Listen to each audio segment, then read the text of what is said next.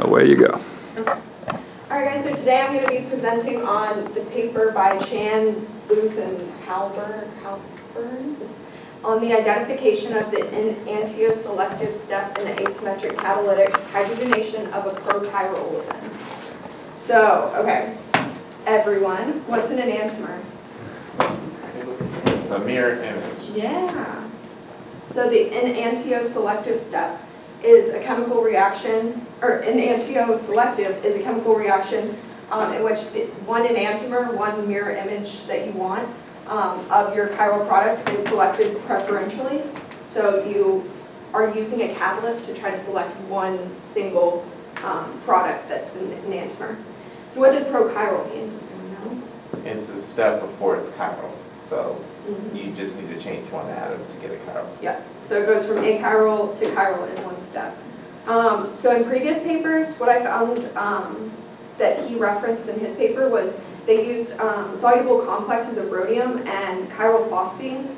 The chiral phosphine was like the most important part that they found of this catalyst, and they were able to, any prochiral olefin that could be reacted with this or hydrogenated could produce one specific enantiomer, and it would be 95% enantiomeric selectivity. So they also found that it was solely dependent, the yield is solely dependent on the chemist's ability to make the correct ligand, which kind of is funny to me because if you screw it up, it's on you.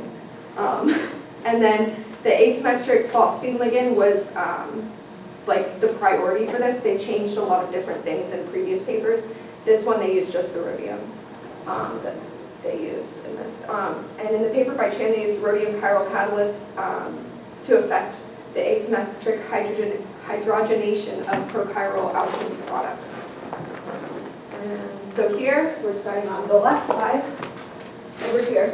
They started out by hydrogenating a ethyl group that's off of this enantiomeric olefin complex. They use this catalyst, which is the rhodium complex, which is asymmetric, or they use the chiral phosphine groups on here. They use the 3 carbons coming off of it. And David emailed me and asked me about the S's.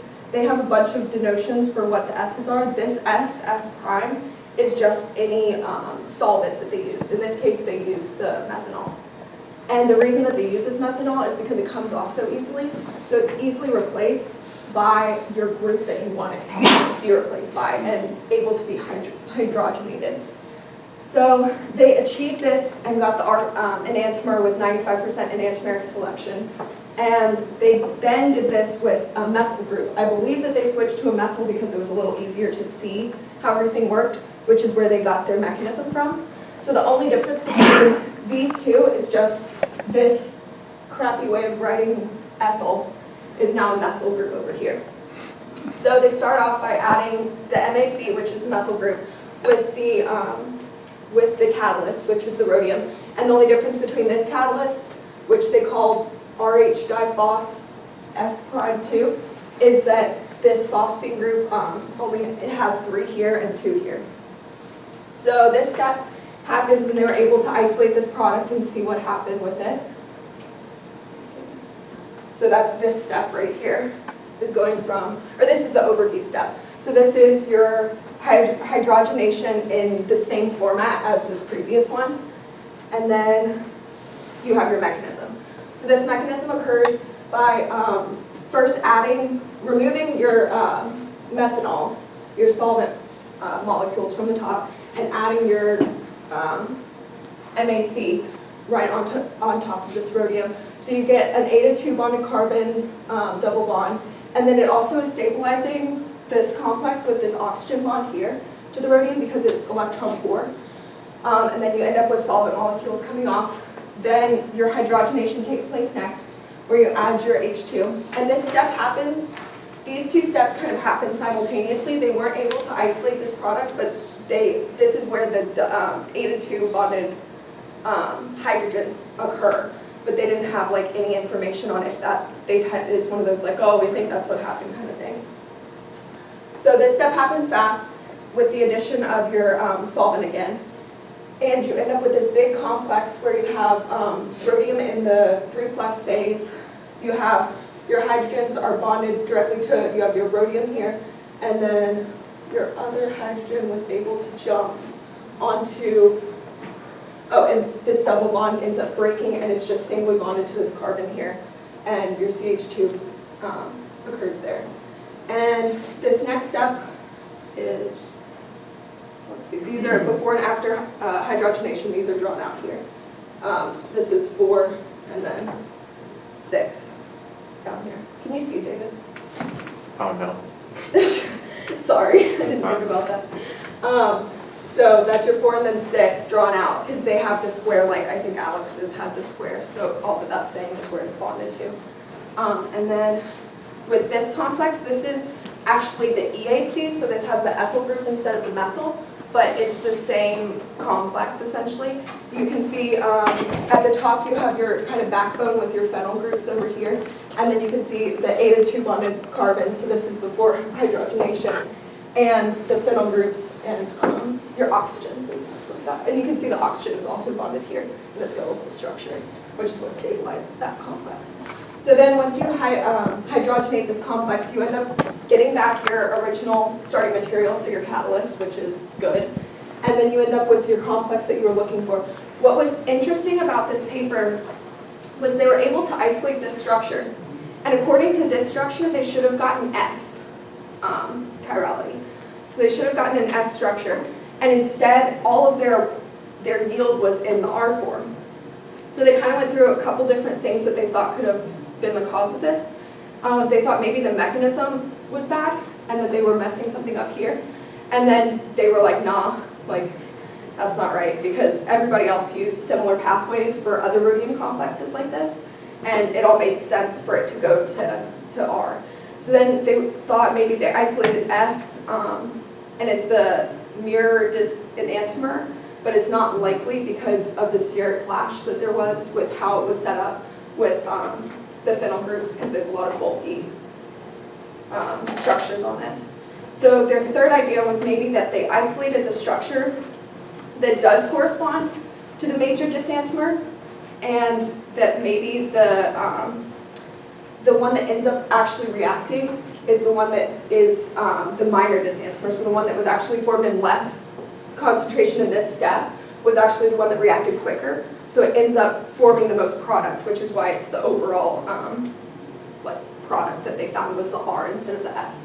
So that was kind of interesting. And they ended up, that was the pathway that they kind of went with that, saying that that's probably what happened, is that somehow it also kind of switches. And since this one is not favored to stay in this form, it ends up switching and being able to react and form the R product.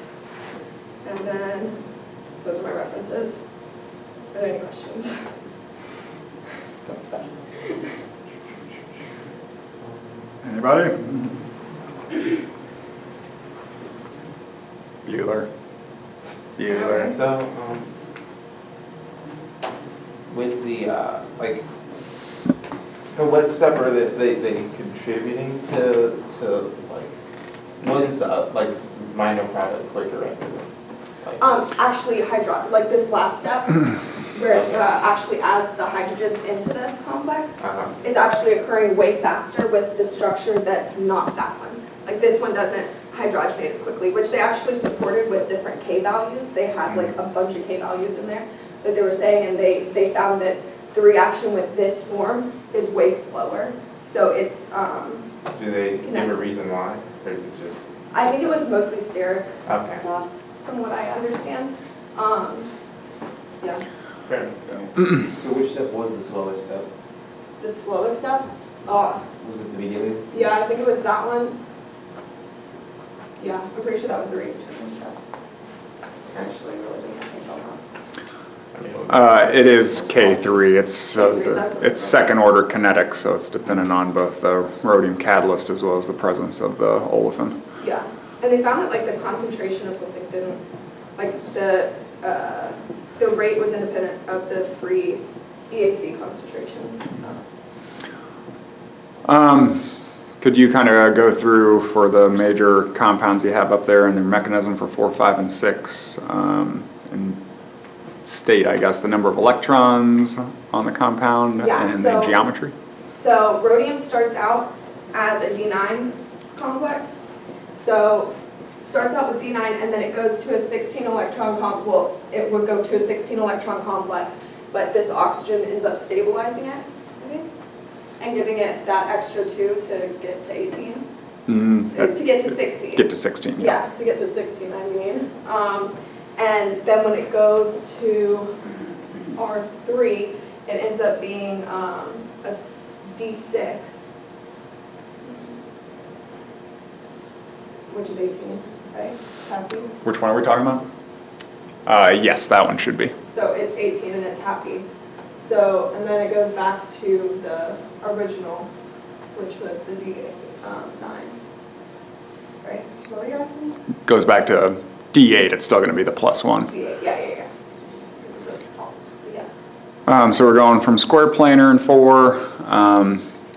The thought for number 5 is since you have that A-to-2 coordination of the H2, that initially you're going to form a square pyramidal structure, and then that'll cleave the HH bond and you end up with that octahedral structure for 6. And that one does have, let's see, 2, 4, 6, 8, 10, 12. Yes, that one is 18, and then we go back to the 16. The confusing part, and maybe it's confusing if you're not very good with spatial things, just to reiterate kind of this important part that you were talking about with the enantiomer selectivity. So the major product that they form in this paper is that R guy, and everybody understands R and S, right? And so as far as priority groups, nitrogen wins out, then the carbon that has the oxygens on it, and then the carbon that has hydrogens and another carbon on it. So we go 1, 2, 3, hydrogen's pointing toward us, so if we were standing on the opposite side, it would be rotating to the right, right? So it always produces that R. For this guy, since it's coordinated to this side of the olefin, the hydrogen's going to come in and bond to the rhodium, and it's going to come in from the underside of it here. And it's going to put one of these guys onto this carbon, and that's how we're forming our nice little CH2 pH group, okay? So this is the carbon that has this phenyl ring on it. The other hydrogen on there is not shown because, again, X-rays are crap about finding hydrogens, but that's where our hydrogen is going to go initially. And so we're going to break this bond, that carbon will fall off, and we're just going to have that carbon be bound to our rhodium, so we'll get this structure. So we're going to be adding to that same side. What's So that? is that the alpha elimination line on there? The alpha elimination? Would that be an alpha elimination? This would be oxidative addition of the hydrogen. So number 5 in this case, what we're looking at is 4. So 5 is the H2 approaches, and then we very quickly go to 6 because that's very reactive is what they say in the paper. That step goes very fast, so they'll cleave it, and you'll end up with a hydride sitting on the rhodium, and then one of the hydrogens gets transferred to this carbon. Okay, I'm just coming off. Can I ask a question? Yeah. Okay, where does the H2, would the H2 just sit up top up here? Like when it's A-to-2? Once it cleaves? Before it cleaves? Before it cleaves, yes. So the idea is that you can kind of think of it as square planar, and then an H2 is coming from above or below and is making that square pyramidal complex. So it just wouldn't have this, and it would Right. have this though, okay. Right, and then it'll cleave, and then a solvent molecule, they're saying, comes in and stabilizes and makes it go to 18. Yeah. In either case, we don't really care about the solvent. What we do care about is the fact that the hydrogens are going to be adding to this side of the olefin specifically. They'll add first to this side of the carbon, and then it's going to add to this side of C2. So again, spatial awareness here. If we do that, the hydrogen, let's say, is going to be kind of pointing out at us, right? So we would have nitrogen 1, carbon with our oxygens 3, right? And so that would be 1, 2, 3. That's R. The hydrogen's pointed at us though, so it's backwards, so that would give us the S, which is what they don't get in this reaction. So this, what they're saying is what they crystallize out is not the structure that leads to their product. This is the major diastereomer in solution, but it is the minor diastereomer where the opposite face of the olefin is coordinated that gives you that R product. So what they're saying is that this one isn't very reactive for whatever reason. It's based off of the sterics because this is a chiral phosphine ligand. And so one one side of the olefin is going to be favored based off of sterics. So this one is not very reactive to the hydrogenation step. But when it reverses and it comes off, the olefin will come off and then flip around and stick back on the opposite side. That makes it very reactive, and as Mallory said, it's going to be based off of sterics. It wants to get rid of that congestion, and so it very readily oxidatively adds that hydrogen, and you go to product in that case. So just kind of make sure everybody understands that step as far as the enantiomeric selectivity of this guy. Anything else? All right, thank you, Mallory.